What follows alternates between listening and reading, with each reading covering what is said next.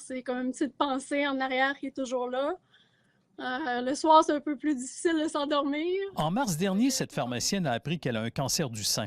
Elle devait être opérée au CHUM le 2 avril afin de subir une double mastectomie, mais la veille de l'intervention, en raison de la pandémie de COVID-19, tout a été annulé à la demande du ministère de la Santé. J'ai pleuré, j'étais fâchée, j'étais frustrée. Elle ne sait pas quand elle sera opérée. C'est sûr que plus on attend, j'ai peur que ça finisse en chimio, en radiothérapie. Plusieurs médecins, parmi lesquels des oncologues du CHUM, demandent la permission au ministère de la Santé de recommencer à opérer.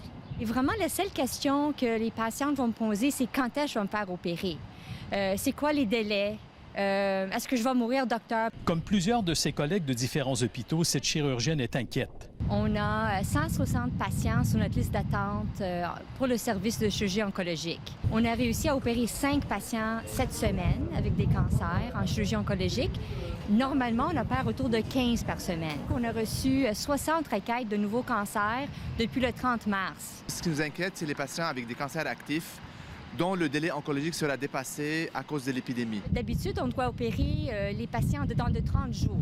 Dans les hôpitaux, des comités établissent les interventions chirurgicales prioritaires parmi celles qui sont déjà prioritaires. C'est sûr que ça nous préoccupe, c'est une préoccupation constante qu'il n'y en ait pas qui tombent entre les mailles du filet.